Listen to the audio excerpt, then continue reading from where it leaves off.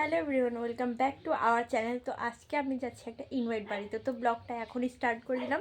এখন আমার লিপস্টিক পরাটা হয়নি, তো লিপস্টিক পুরোপুরি আমি রেডি হয়ে গেছি প্রায়।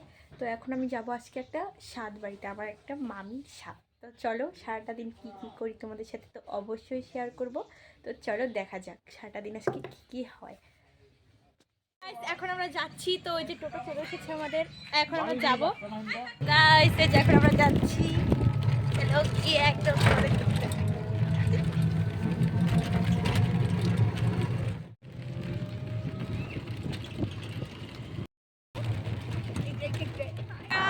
এখন আমরা যাচ্ছি ঘোরাঘুরি করতে একটু চা পাতা বাগানে। তো চলো যাওয়া যাক।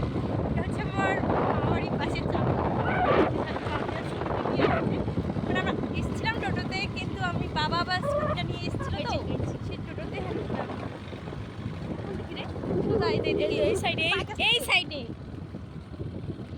আমরা চলে এসেছি। কিন্তু এসে দেখি মানে চা পাতা বাগানে সব পাতা মানে কেটে দিয়েছে, গাছগুলোকে ছেটে দেওয়া হয়েছে আর কি। তো ছবি তোলার তো কোনো পজিশনই পাচ্ছি না। তো এইখানে অল্প একটু জায়গা আছে, এখানে পাতাগুলো এখনো কাটা হয়নি। তো চলো দেখাই তোমার।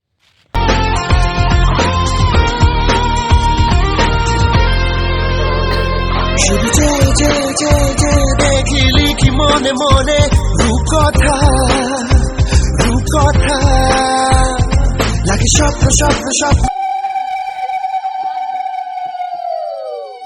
তো গাছ বাগান থেকে ঘুরে আসার পর এখানে দেখি মামিকে স্বাদ দেওয়া হচ্ছিলো, মানে মামির মা মামিকে পায়েস দিচ্ছিলো আর কি। বাঙালি রিচুয়ালসের যেগুলো যেগুলো থাকে ওগুলো এখানে পালন হচ্ছিল। তো চলো দেখতে থাকো কি কি হচ্ছে এখানে।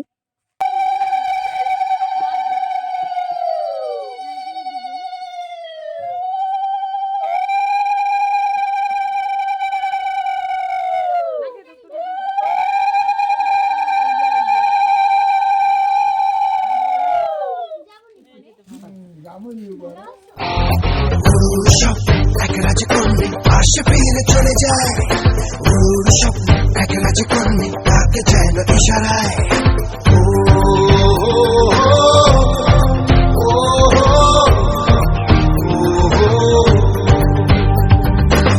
তো আমি একটু রিল করে নিলাম, এরপর চলে এলাম খাওয়া দাওয়া করতে। তো আমাদের পাতা দিয়ে দিয়েছি গাইস, তোমরা দেখতে থাকো।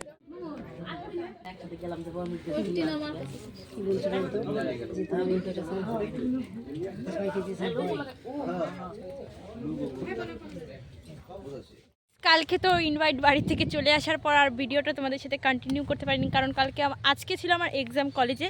তো তার জন্য কালকে রাত্রে এসে পড়াশোনা করার টাইমটা মানে আর ছিল না, তার জন্য ভিডিওটা তোমাদের সাথে করতে পারিনি। তো আজকে আমি যে এখন এক্সাম দিয়ে বাড়ি যাচ্ছিলাম, তো তোমাদের সাথে এই দৃশ্যটা একটু প্রাকৃতিক দৃশ্যটা তোমাদের সাথে একটু শেয়ার করে দিচ্ছি। চল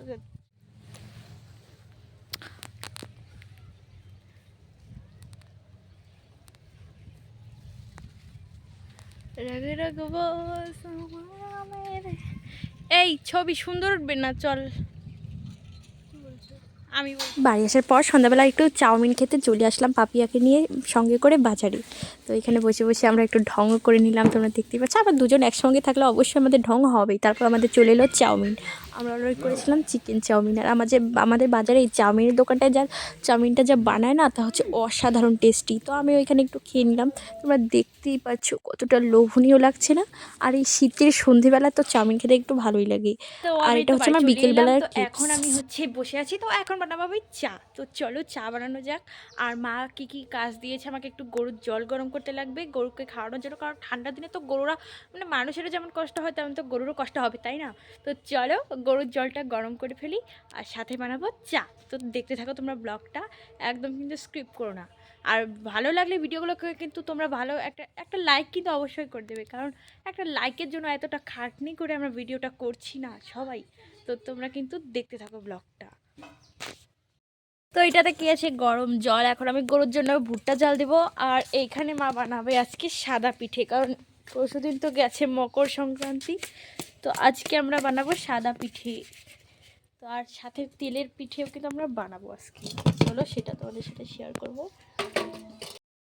এগুলো হচ্ছে সুজি, আর এখন সুজিগুলোকে আমার মালপোয়ার মধ্যে দেওয়ার জন্য একদম মানে ঝাড়াঝাড়ি করা হচ্ছে, যদি কোনো নোংরা টোংরা থাকে। অবশ্য নোংরা নেই, তবে একবার দেখে নিতে হয়। তো চলো গাইস, এখন আমি ভুট্টাটা জাল দিয়ে নিচ্ছি, তারপর তোমাদের সঙ্গে আবার আসছি। তেলের পিঠে বানানোর সময় একবারে আসছি তোমাদের কাছে। তো তোমরা দেখতে থাকো আমি কি কি করি না করি। পিঠে দিয়ে খাওয়ার জন্য এখানে আমি চাটাও বানিয়ে নিলাম। আর চাটা আমার মানে এই ঠান্ডার সময় চা খেতেও আমার খুব ভালো লাগে। চাটা আমার বানানো হয়ে গেছে, চাটা আমি এখন ঢেলে নিচ্ছি।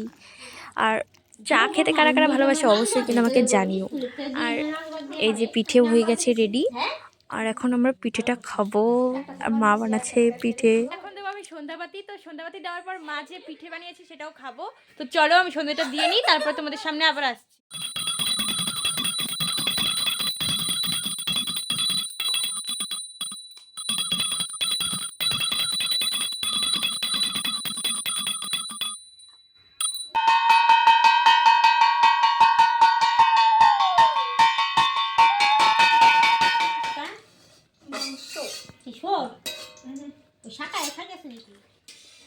অসাধারণ হচ্ছে খেতে। ব্লগটা আমি এখানে এন্ড করে দিচ্ছি গাইস। তো চলো টাটা আজকের মতো।